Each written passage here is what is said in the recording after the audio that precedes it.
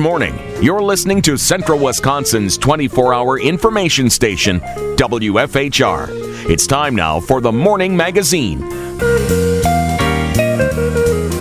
Welcome, everyone, to Morning Magazine for this September 7th, 2022. It is 10:05 on the clock, and you have our host, James J. here. I am joined by our good friend, Sheriff Sean Becker from the Wood County Sheriff's Department. Good morning, sir. Good morning. Oh, you got on a different mic here. Okay, there we go. Good morning, Sheriff. Good morning. Pleasure to be here. Thanks a lot for being here. We also want to say a good morning to Taylor and our friends at Wisconsin Rapids Community Media. Good morning to all you guys. Thanks for being here. Sir, how have you been? It feels like it's been forever since we hung out. Yeah, last month I had something going on, and Quentin Ellis came and took my place. So we always take pleasure in the opportunity of being here. And if I can't be here, then you're going to get somebody that's representing our department. So we like to take a rotation on that periodically. And appreciate the time and just the opportunity to be here just to chat about the Sheriff's Department. And we always appreciate the time. When it comes to the past weekend, Labor Day weekend, usually can be, and unfortunately can be a really busy time for you guys. How was this most current one? As far as call volume, it wasn't bad. That kind of marks the end of the summer, unfortunately. Kids are back in school and everything, but our Parks Department and Sheriff's Department have that strong partnership with all of our parks here. I mean, that's one thing Wood County is blessed with, to have so many campgrounds and campsites that people can enjoy, parts of Wood County. And we, no issues. Just like I said, we had our call volume up a bit, but nothing that really, stood out to me that was a major concern. Good. So yeah, our parks, that'll start to conclude a little bit here. And like I said, we have a strong partnership with our part-time unit that patrols the parks on weekends and special events, and that was a great success this year. We talked about before where one of our deputies came up with a community-oriented policing idea of having not only our part-time staff, but our full-time staff schedule hours in each of our parks where we can, get out some advertising that will have our deputies out just interacting with the campers, whether they're from Wood County or not. We got a lot of really nice positive comments, and it's just a program that went well that we're going to continue. So take a look at our Facebook page. You'll see a lot of that interaction with campers and kids. It was just a great opportunity for us to do some community policing with and showcase some things that Wood County has. When it comes to this, it's also a great reminder for us to get to these parks while they're still open and take advantage of the last days of summer here, these dog days, and enjoy them as much as we can. Yeah, no, like I said, we've got so many nice opportunities that the county has. Lake Wazeecha, I mean, you could walk that almost year-round. Just the improvements that have been done to all of our parks. It just shows the commitment that Wood County has to give the public an opportunity to do something for next to nothing. Just going out there and our commitment that we've had for many, many years to provide the patrol hours, and it really revolves around safety. We're not out there trying to arrest people or cite them. It's a reminder just that we're out there and we want people to be safe. We have a boat patrol unit that patrols NEPCO and Wazeecha. Remember, we're out there just to encourage safety and enjoy it. Get some fishing in, some water skiing and all that kind of stuff. So it's now we're moving on to fall. So that's kind of all right. Yeah, really. It is what it is. You can't really change anything about that. But hey, school started. I'm coaching football again. It's my 8th season over at Lincoln High School, and we got a big game. Congrats about that. Thank you. It's I really enjoy it. It's something, you get to work with the kids, and then the coaching staff I've known for a long, long time. The head coach, Tony Biolo. Yeah. We went to college together, and we'll just say a couple years ago, okay? We're not going to pinpoint when that happened. No. But no need to ask follow-up question to that. No. But, there's that opportunity, and then getting to know the staff, John Russell, Gus Mancuso, and just going down the line. And, that's been really enjoyable. This week's a big week. We're playing Spash. Yep. Battle for the Old River Jug. That's got lots of fond memories for me because I went to Spash, but now I'm coaching at Lincoln, so I've converted. Right. And both my daughters went to Lincoln, and my youngest played football at Lincoln. So hey, I'm a Red Raider now, so nobody can hold that against me. But that's just brings up some awesome memories of not only high school for me, but just seeing throughout the years that rivalry game, still in existence. And I think that game is probably, if you look at that rivalry and playing for the Jug, I don't know another game like that in the state. I know Carl and I looked at this a while back, and it's one of the oldest, if not the oldest, high school football rivalry in the state. It's one that going back, I remember when I was in high school, and as a proud Lincoln grad, we're happy to have you on the Red Raiders side. And congrats about the past weekend. Great game the other night, last week. That was a tough one, but good game. Yeah, it was a great game against Wausau West. They're one of the better teams in our conference, and we knew it was going to be a battle, and we played really well. The kids proud of that team. Did really well. Just we wound up losing 20-17, but we were in it all the way until like the last minute. And Wausau West, got to give them a lot of credit.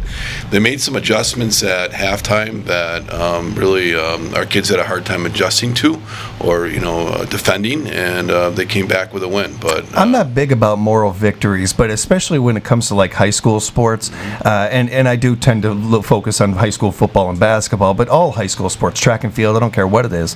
When you see a team that's especially young and they're always in the fight, they never give up, that's a win to me. That stands for something. That means something. So I saw that in that team this past weekend and everything, loss or not. I hope that every one of those kids has their head up all week long. Yeah, it was a tough loss, but you're right. The kids got, and as coaches, you have to move on.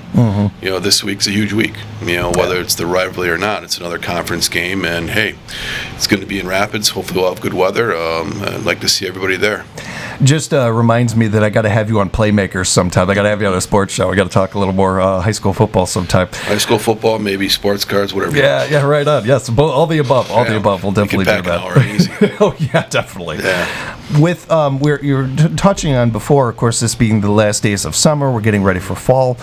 Looking at the past summer of 2022, anything stand out from your perspective? Pretty calm summer for the most part, it seems, from my perspective. From you have a better vision of this, though. Yeah. No, I would say it was. I mean, going back, we did have some major calls here and there, but overall, as far as for the sheriff's department and law enforcement, we had the concerns that would come up, but overall, I don't have anything that just sticks out to me that, holy cow, we had this major incident. I think that we worked well with the other law enforcement agencies dealing with the concerns that would come up and then preparing for the major events that went on without major issues. You get through the 4th of July, that's a huge event for the Wisconsin Rapids area. And again, I always talk about teamwork and working with the police department, providing extra manpower to just be around just to make sure the event is safe. The only thing I could bring up about that is the July 4th, that the night of the fireworks. I know some people won't be happy I'm bringing it up, but two of our deputies had the boat out just in the area of downtown, and they got stuck. And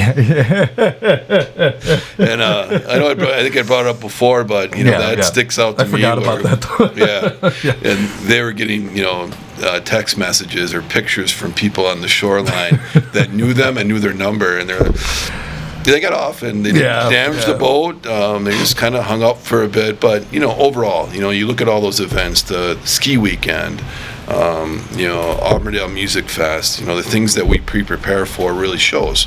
When people reach out to us and we're looking for some extra patrol or extra help for these events, we're happy to provide them. We're blessed to have a part-time unit that gives us some flexibility to provide for those types of situations. But overall, working with the other departments and everything, the summer went really well. I think the common theme that I've been talking about and the public should be aware of is the jail. We've talked about that, James, for probably the last 4 years at length. It always comes up, and it should. Because the county's moving forward with, a multi-million-dollar project that's been needed for a long time. I'm really frustrated with housing people out of county at such a huge cost. Yeah. And you have the facility that we have now that really needs to be torn down and start over, and that's what we're doing. What's being even more frustrating right now is inflation. The county board is going to be faced with some decision-making process going forward with, the cost isn't going to be what they bonded for, $58 million. The project right now is out to bid. The bids have not come back. It's going to be more, but I'm not going to commit to how much more. It could be $10 million. It could be more. It could be less. I don't know. That's going to be really up to the people that are bidding the project. With all good intentions, even if you wanted to commit to something, chances are it's probably going to change in the next month, week, what have you. So I don't know if it'd do us any good to commit to. I think that. And I like to think that your average person, especially your average taxpayer, is understanding of that. They've gone to the grocery store, they've seen that everything has gone up. So this would certainly be one of those things that it's not like this would be taken out of the scenario. This is going to be a part of that too.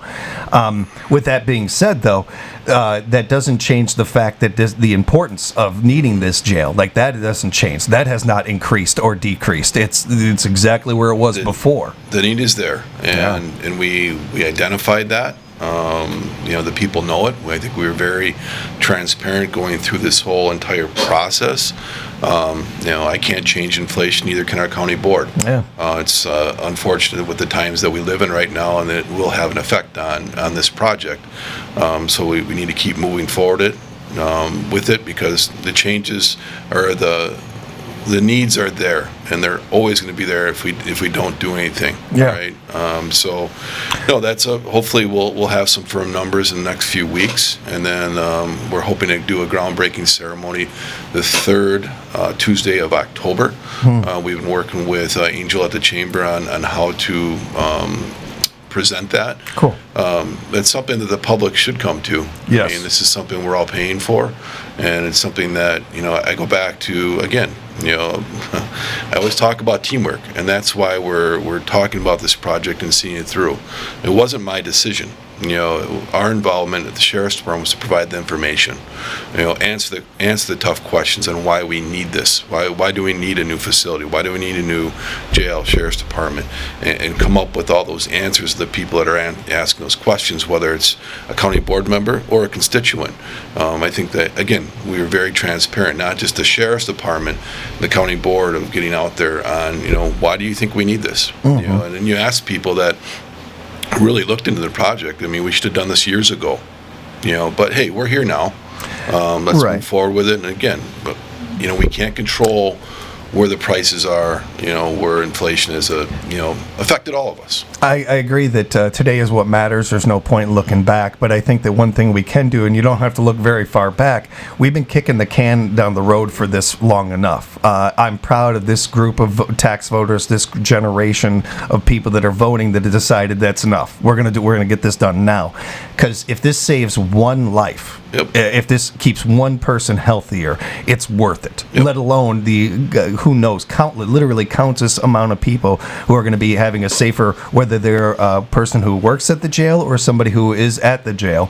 Either way, keeping everybody safer. That's something that there is no price tag you can put on that is too high for me. If it means an officer is going to have a safer day, if it means a person who is a part of the jail, is going to be, no matter who that is. Sometimes it's not an officer, sometimes a cook or somebody working in the back or something. Let alone, of course, certainly the people who are doing time. It's interesting. You brought up earlier about the boys getting stuck there and everything on the boat. One of the things, the early conversations you and I had with every representative that has ever been on the air with us, is the idea of humanizing you guys more. We know you're human. You and I know that. Taylor knows that. But unfortunately, too many people out there don't seem to do that. All they see is a badge, or all they see is this. You're a citizen. You're a human being. You have the same zip code as I do. These things. Having more of that in place. On a funner note, it is, all of us have gotten stuck on a boat before, so I think that's a good thing. But it all it does is humanize us more. It humanizes you guys more. Along with that, in that same realm, I think it's important. I agree with you. People should be at the ribbon cutting. Yeah. We need to. decentralize like the way that the jail in town, wherever you live. That's this dark place. That's this place that you don't like driving past, that you don't want to look at when you do drive past it, these kind of things. I'm not saying that a jail should be necessarily the hub of the city or anything like that. You look at it that way for a reason. You don't want to go there. You want to do things to make sure that you don't, stay in line so you don't go there. Right. But I also think that very similar to other things in town that we kind of desensitize a little bit. It's important that is not such an albatross or something that we are afraid to talk about or anything, because that can lead to a bad area too. We've seen that where we don't talk about enough things. We're not going to talk about physical abuse. We're not going to talk about sexual abuse. And what happens? The numbers skyrocket. We have to talk about these things. Jails exist for a reason. Yeah. It doesn't necessarily have to be something that we're afraid to look at or afraid to talk about or any of that. It makes it that much more so that when people come out of that jail, maybe they're hired a little quicker. Maybe they're given a chance to get back into society a little better. Yeah, people make mistakes, and they're going to do time if they're sentenced to time, or they make a mistake, they commit a crime, and they get arrested. Our obligation is to provide a facility that is a safe environment for that inmate. And then you hit the nail on the head. The safety aspect of this. There is a tracking history of what's gone on in our jail where we've lost lives. Yeah. And that's how do you put a price tag onto it? No. I'm sure an insurance company can, and Right. and attorneys and stuff will do that, but that doesn't change the fact that a life was lost, and that family will not have that person anymore. So that was a big part of why we are moving in the direction we are. And even more so, you look at the safety of the staff. I mean, the whole safety aspect of this is hard to put a price tag onto it. The need is there, and we need to continue to move forward with this project. Again, we talked about the programming opportunities for people that.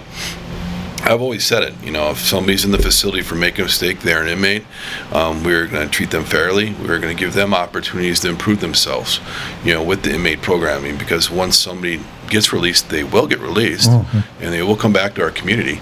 We want them to be successful, and we don't want them to return. Yeah. So if they can get hired somewhere and they've taken advantage of the opportunities, whether they're suffering from addiction or some financial concerns or whatever that might be, and we help them through that process, and they took the opportunity, that's a win for all of us. Bottom line, somebody's out working, paying taxes, providing for themselves. I think, how do you put a price tag on that? Right. Well said. So that's part of what we're doing too. I mean, that needs there's so many of them there that, again, I'm very proud of our county board for, like you said, and some other county board members have said it before.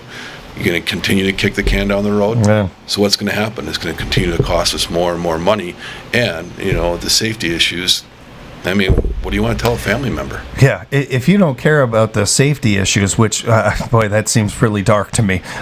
You look at the money aspect of this. It's never going to be cheaper than it is right now to do this. Like, it's only going to go up no matter what. You wait 5-10 years. So if that's the other thing that gets you on this side of things, and I also have to say, and I don't mean this in a mean way, it's going to happen. Whether you're in favor of this or not, it's going to happen. You might as well get on board, see what you can do, learn about this, and to make our community that much safer and stronger and better and more connected. We do have to go to break in a moment. Before we do, I was hesitant to bring this up because it hurts. It's hard for me to talk about. But then I think about what it's like for you and officers every day that have to handle these kind of situations. And you guys don't get to pick and choose what we talk about or face. You guys got to do it every day. So the least I can do is at least face it with you, bring it up, and talk about it on the air here. Unfortunately, with the start of school season last week, we lost a child in the Wausau area. I don't want to get into too many of the details because there's a lot of that stuff being figured out still. And blame seems pointless to me at this point, although it is important to talk about the safety issues around this subject. Because while we see this stuff happen oftentimes in the beginning of a school year, it's a whole year-round thing. It's never. It is so vitally important for us to think for kids. You can't put the responsibility on children. It's important for parents to teach kids these things, slowing down, stopping, looking both ways. Yeah. Absolutely important to teach that, but the responsibility does not fall on the child. We are adults. You don't get to be older for nothing, okay? And I think it's important to bring up and talk about, even though it's not an easy subject. It's not. When you see tragedies, it hurts no matter who's it is, whether it's a child or an elderly person or whatever. That's something that we respond to and investigate, and those are hard things for us to deal with. We have to do our job. And what's been always hard for me personally, especially in a situation like what you're talking about, is you have to tell people about it. You have to tell them what happened, parents. And those are the hardest things that law enforcement officers have to do. With our chaplain program, we've expanded that, and we are now where you can have at least somebody with you to give that parent the worst news of their life. In my career, I remember every single one of them, and that's hard. That's the aftermath that you see that's the human part of it. That's the emotional side of it that not only that family goes through, but we go through as well. And when you see or hear about, that kind of a tragedy, it hurts. It hurts everybody. And then you have to look at what can we do to prevent that? What happened? Why did this happen? And what can we do in the future to make sure it doesn't happen again? And you're right. Now with the time frame that school started, you've got more people out on the roads. You have your young drivers out there. You have more pedestrians out there from this time frame until the snow flies. You've got people walking to school. You got people biking to school, and it's those reminders of the common sense things. Hey, be aware of your surroundings while you're driving. On your bike or as a pedestrian.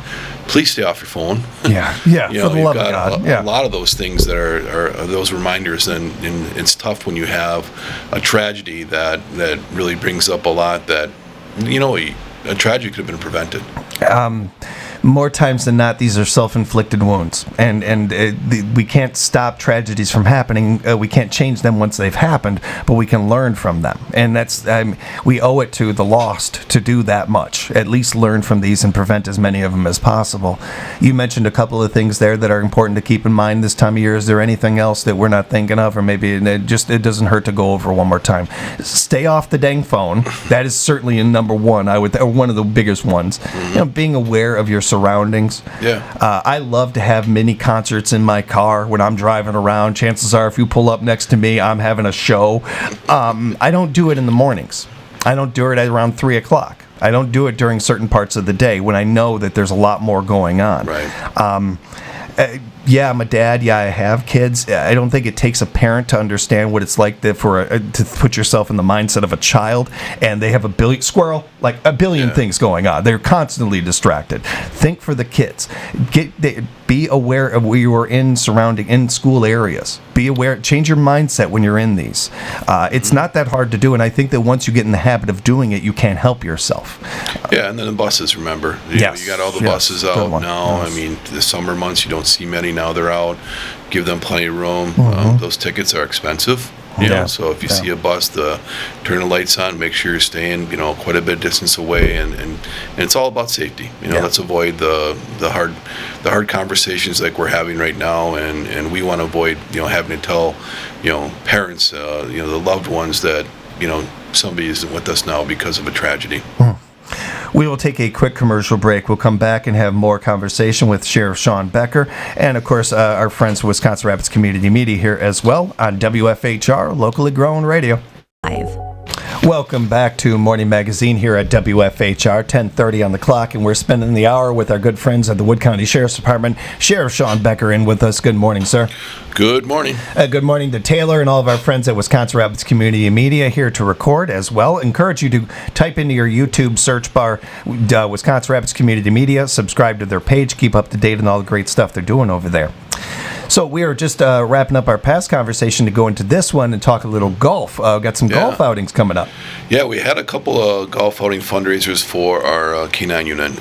One was we have a foundation called the Acacia Foundation that has been in existence for quite some time. That's a 501c3 that would help out, doing some fundraising, for our K-9 unit. And We expanded that this year, and our board looked at, hey, what kind of thing do we want to do for a fundraiser?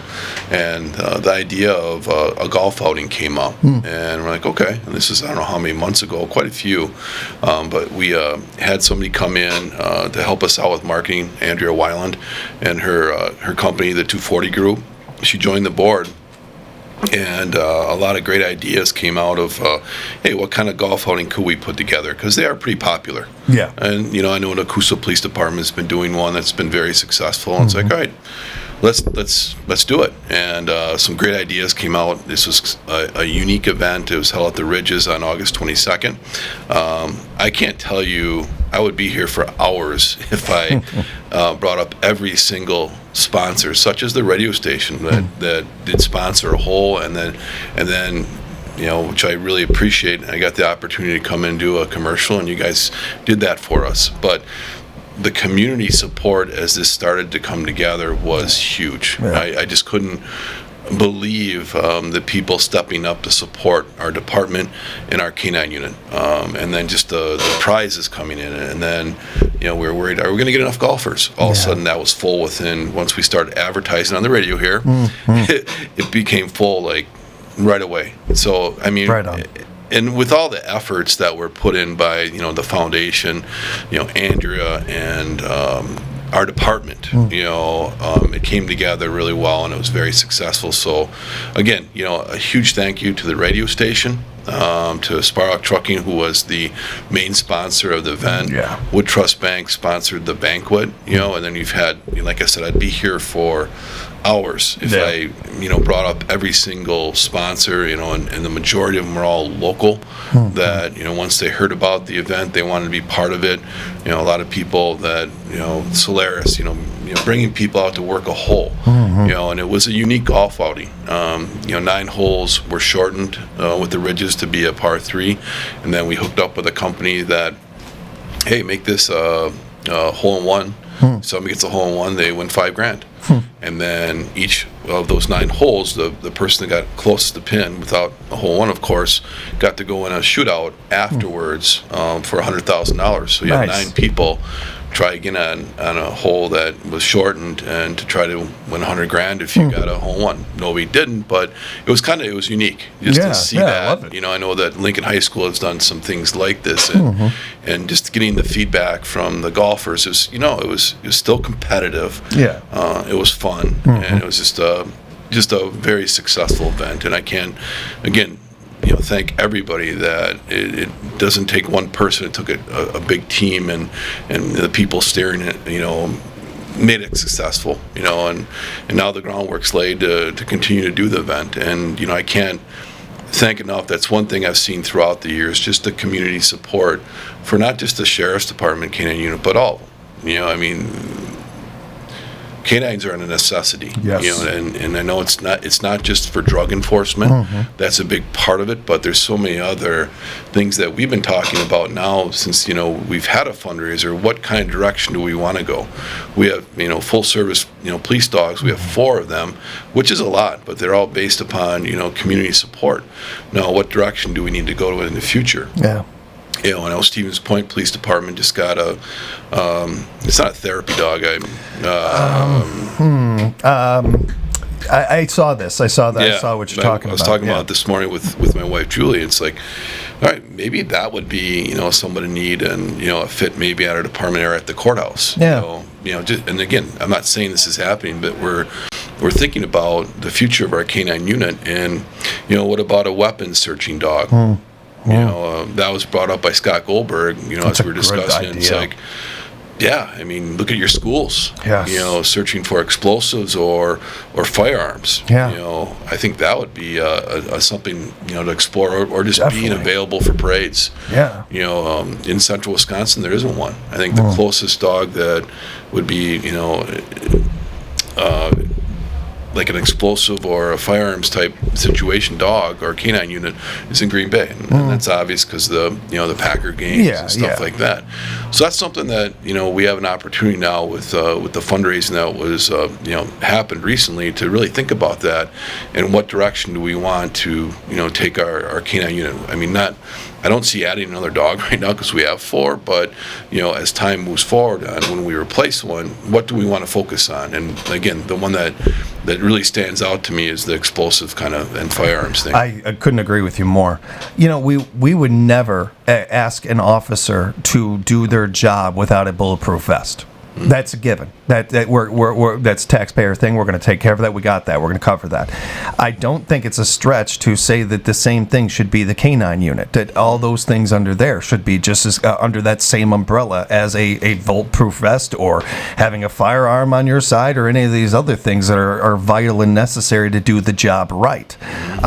Because of all the things you just mentioned there and some other things that I think are really interesting and worth exploring as far as the different jobs these dogs have. Right.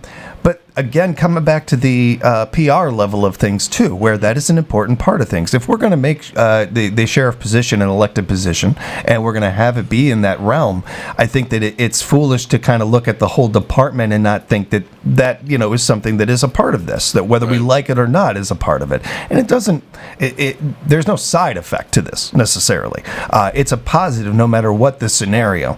Not only does it enhance the well-being and the mental health of our law enforcement agencies, but the obvious things that it does in safety-wise in our communities.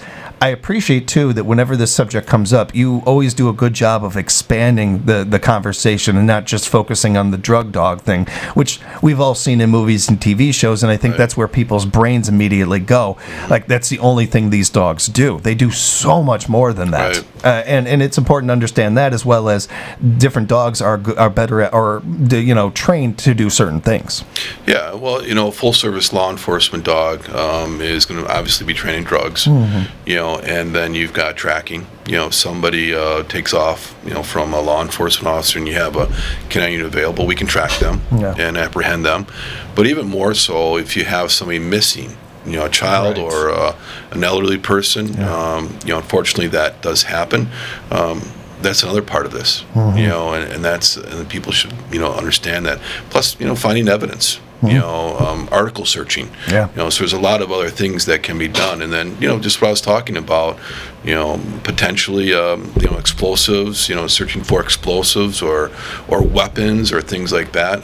That's something that's on the table, and I think that's something that our department is going to continue to explore just because of the support that we're getting. We have to look at the needs to our community here and how does that fit, and having that open discussion with our department members kind of makes sense. Again, I'm not saying we're going to do that right now, but it's something that we're definitely going to look at in the future. And like I said, the therapy dog, that kind of that could be a potential thing too. I mean, that fits in with the community-oriented policing, like you had brought up. We do a lot of events, for the public can interact with us to see our canine unit, and they should take that opportunity to see what we do and what they're all about.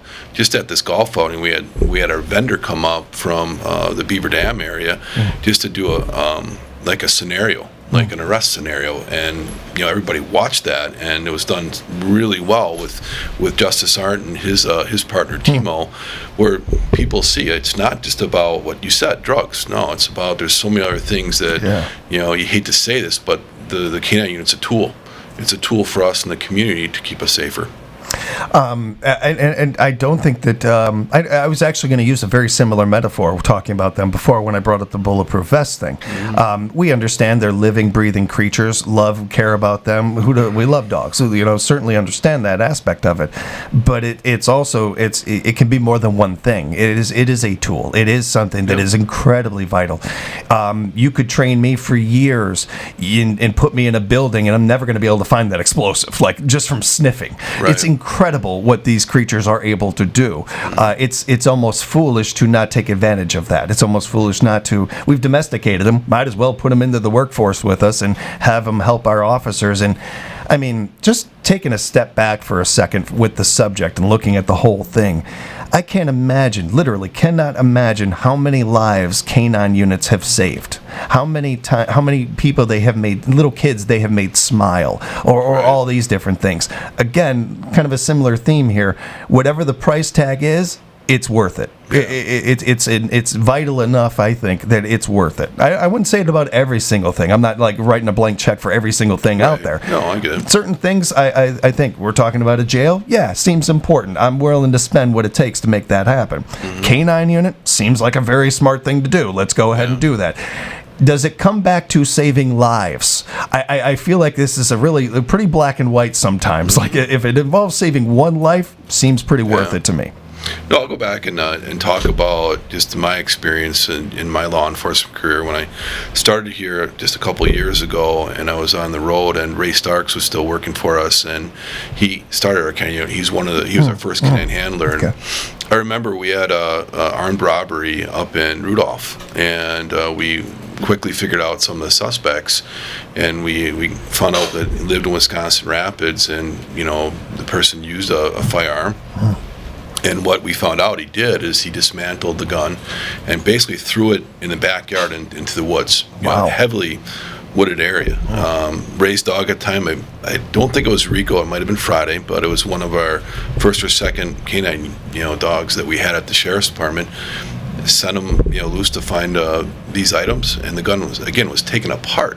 Yeah, that dog found every single piece. My gosh. Of that gun. Wow. In a heavily wooded area. So you look at that value in prosecuting that individual that did an armed robbery in one of our local convenience stores. And there's lots of stories people can come on and say where our canine units did something positive, whether it was an enforcement level or, like you said, on a presentation or something where people got to interact and see a positive scenario what these canine units can do. It's important, too, especially in an area like ours where we have plenty of senior citizens, that these dogs are also good at tracking people and finding people, and the importance of that, too, that they have so many layers to them. I appreciate that we're able to kind of dive down that and go into that a little bit more. But I know that there are also people out there that would like to help with this situation like that. And there's still ways that you can, even without the golf outings going on right now, there's still ways you can invest and donate into that. Yeah, like I said, our foundation, the Acacia Foundation, we're continually we're on the web. You can provide funds at any time that you like. I know that we're exploring opportunities like you see on Facebook. Hey, for my birthday, I want to raise $200 for cancer, or causes like that, good causes that help save lives. We're looking at something similar where, my birthday, I throw $10 towards a goal of $200 for a canine unit. So there's those marketing opportunities that we're looking into that we're moving forward with. But again, I'm just very humbled with the community support for this past canine golf outing. It was awesome. Swing for paws. Look for it next year. We haven't figured a date. I think people just want to breathe that we're really part of it. Hey, let's just kind of work through it. But very, very appreciative of the community support and the people that made this happen. It didn't go unnoticed. We're speaking with Sheriff Sean Becker from the Wood County Sheriff's Department. We're going to take a quick break, come back, and go right to the top of the hour. When we come back, we're going to talk about Mary's Place and some other things. Looking forward to getting into right here on WFHR's Morning Magazine. Welcome back to Morning Magazine here on this September 7th, 2022. Your host, James, here, along with Sheriff Sean Becker, and spending the hour with the Wood County Sheriff's Department and our friends at Wisconsin Rapids Community Media. You brought up a wonderful organization, Mary's Place, earlier today off air a little bit, and I wanted to take some time to be able to dive into that. No, and I appreciate you giving me the opportunity to talk about it. I didn't know much about Mary's Place, but it's up in Marshfield. And one of our county board members, Adam Fisher, who's become a good friend of mine, helps organize and run Mary's Place. And it's really out there. It's been up there for 17 years. And it's basically helping people that are in a tough situation, whether they don't have housing or they're just in a hard financial kind of situation. And we've partnered with them with our jail, where people that are being released, and if they do not have any housing, that is an opportunity. It's not a guarantee, because there are some restrictions when you do live within, the Mary's Place, their facility. You have to be sober. You have to be actively looking for work and things of that nature. But again, getting to know, the Mary's Place theme and what that's been doing for the city of Marshfield. We had an opportunity come up a couple of years ago where maybe there's some opportunity here in Wisconsin Rapids for something similar. Yeah. We do have the Family Center, the Hannah Center is moving forward, and the need is in our community. Yes. Bottom line, it's here, and it's not exclusively connecting with our jail, with people that are being released that don't have housing, but that's part of it. And we're looking at a facility here, on the west side of Wisconsin Rapids on 8th Avenue. There was a apartment building that we'll have 30 units, or we'll have at least 30 people could live in this facility. So I'm excited to say that it's something I personally support and our department does moving forward with the city of Wisconsin Rapids on some permitting. But it's just an opportunity to help people out that are struggling with housing and help them into that next phase of their life. I know it's connected with Love Inc. There's just a lot of, I think, good opportunities here moving forward. And you know what? The community's noticed it. This was heavily funded by a legacy grant. So I mean, I can't say enough positive things that about Mary's Place and moving forward. And again, thank you to Adam Fisher for being part of this, and then really enlightening me about what this is about. A lot of communities struggle with this, homelessness, and it's out there. Unfortunately, it is. You'll have people that. Again, I can speak on behalf of, our jail and when people are being released, that's been something that we've identified on what's that next step for you. When you do get out, what are you going to do? We have a jail discharge planner doing an awesome job, and that's part of it. All right, what's your next step once you're getting out? Where are you going to live? You don't see people walking the streets very often, but the homelessness that we see here in central Wisconsin is people that we call couch surfing. They'll call up their buddy and say, hey, I got nowhere. All right, come with me. Yeah. Come stay with me. Now, the problem with that is that going to help that person change their lifestyle, their behavior? And that's where you see that revolving door come in, like where it doesn't. If somebody puts themselves back into a tough environment that's not going to help them succeed, what's going to happen? The inevitable is going to happen. They'll probably want to back with us. So that's what you see with the homelessness issues that we have in our community. And Mary's Place is an opportunity to set people up with, again, speaking with, connecting to our jail, that opportunity where, they'll be supervised. You can't just do whatever you want in this facility or this apartment complex, but there'll be safeguards in place for that individual and the neighborhood to show that, hey, we're trying to help people out while they go through a tough time. So again, excited to see this opportunity move forward with the city of Wisconsin Rapids. There's a lot of people that have put a lot of time into this to see this move forward, and hopefully we'll see it open up early next year in 2023. Really hope so, and appreciate any of these organizations, especially ones like this in particular, that are so adamant about empowering. It's not about a handout; it's a hand up. Yep. It's everybody needs a hand up sometimes, and that's what this is. It also is important for the people that are attending these things to see some silver lining, to see some light at the end of the tunnel, sort of thing. It oftentimes can be the difference of them going to the revolving door or not. Just knowing that there's a little bit of hope, that there's a little bit of people that believe in you and stuff, and that are putting some backing behind you, and the idea of the person out there listening to something like this and pushing back on it. This stuff exists, whether you want to see it or not, whether you want to acknowledge it or not. It's in your community, and wherever you're listening to us, it's in your community. Like, it exists. Whether it's a huge problem or a minor problem, that might be different, but it's an issue. No matter where you are living or where you're listening to us in this country, it's an issue. Yeah. The more we can do about this, the more we can bring those numbers down, and hopefully we can have these people attributing to society, paying taxes, all these different things that the rest of us are doing, and makes it a better world. Right. It all adds up to, again, not a handout, not somebody patting somebody on the back and telling them it's going to be okay. Empowering somebody while patting them on the back and telling them, hey, it's going to be all right. Yep. It's a big difference. And, the Mary's Place organizations like this, nonprofits like this, that's what it's all about. No, I 100% agree with you. I mean, yes, it is in the community, and this is a way that, again, pulling that teamwork thought and idea of people coming together, not just me or the sheriff's department, or human services. It goes way, way beyond that, reaching out into the community to say, hey, how can we work together to prevent, further issues that are going to affect all of us, whether it's, thefts or somebody using or something. I think this is just an opportunity. I know it is for people that need help. Yeah. And they need help, and they need help getting in the right direction, moving forward to be, somebody that's going to give back to the community. As we were talking about earlier, we've got the seasons changing, and that, of course, means ATV courses and classes and a lot of that. I wanted to make sure we touched on that before we let you go today. Yeah.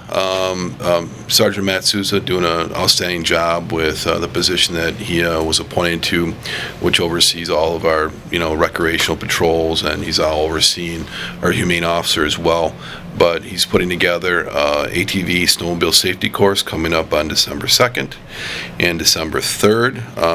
Give him a call directly. He'll like that I said that, but no, please do. 715-421-8708. Those classes fill up very, very fast. Now with the popularity of ATV, UTVs out there, I strongly suggest anybody that is going to go into that recreational sport, do your due diligence. There's a lot of information online with the DNR where you can take some courses, but I'd encourage you to take a local course where you can stand up or where you can, sit down and listen to an instructor come in. Matt's been teaching these courses, especially on the snowmobile side, for quite some time, and those are important things to do. I mean, this is a fun sport, but do it right, and that's the first step is learning the safety aspects of the recreational sport. So we don't have to talk about those tragedies that we did a few minutes ago. Unfortunately, they do happen. We've had them happen in Wood County, and remember, any tragedy can be prevented. When it comes to those classes, if I took an ATV class, 20 years ago, while maybe some stuff might not have changed, there's some stuff that might have, and I wouldn't know unless I took the class. So It can't hurt to take the class. It can't, The web is a wealth of knowledge, and the DNR does a nice job of putting, information out there. I mean, just look at the ATVs, UTVs, how much they've changed, and they continue to change. Back in my day, it was a three-wheeler. Right. All right. Then it became a four-wheeler. Now it's become a UTV, fully enclosed, basically car. Yeah, really. Yeah. So you look at that, and it's on that owner that's going to use that vehicle to make sure that you do it safely. And there's plenty of information out there that can help you do that. And we'll talk about it certainly when we're in the season of it more, but always not a bad idea to give a heads up about the trails and staying on the trails, respecting those trails, respecting people's land, so we can have as many trails and as wild, fun trails as we have. Yeah, and remember, it's very, very different than snowmobiling. Snowmobiling heavily relies that trail system on private property, and those property owners giving the permission to be on their land to enjoy that recreational sport. What you're seeing more, especially like in Wood County, you're seeing more roads open. There are some trails out there that Wood County has, but the primarily route system is on the roads. Our County Highway Commissioner Roland Hawk did just an outstanding job. He's getting pressure, open up all the highways, open them all up, and he took a look at it, with his team, and figured out areas that you shouldn't have these vehicles sharing the road, like on County Highway A, where you have really high traffic counts, not just with normal motor vehicles, but you have heavy truck traffic. So there was a lot of thought that went into the route system in Wood County, with our county highways. What areas are open? Look online. Right, it's up to that driver to figure out the area that you're operating on, that it's legal or not. But our county, most of our county highways are open.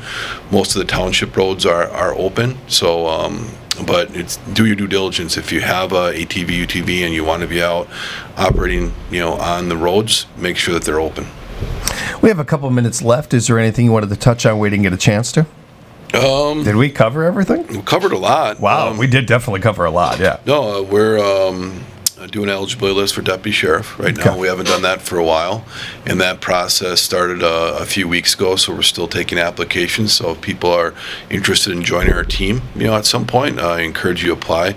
We've got a civil service commission that really oversees our process. That kind of gives us that independence that we have other people looking at this where I can't go hire my best friend or hey James, you want to work for me? Right yeah which I would definitely do. But that's smart. That's I appreciate you mentioning that too. I don't think a lot of us would have known that without that. Interesting. Yeah, we've had that in place for a long time, but great group of people. Some retirees from the sheriff's department. So my mentors, Dave Loudy, Bob Lewandowski, Lee Garrels, they're on the committee along with some other people from the community. Mike Myers from Marshfield area was a mayor up there, and then Gus Mancuso. So that's our committee. So they will oversee the testing, interviewing, and then once they're done with that, then we get the names after they rank them, and we by statute have to hire somebody in the top 3 that they picked. Unless there's some other issue that comes up, like in a background investigation, that then I'd have to go back to the committee and say, what do you think? Here's an issue that we need to discuss. Is this somebody that we want to move forward with in the hiring process? But with the positions I've had at the Sheriff's Department, I got to really know the system and how we move forward with hiring people.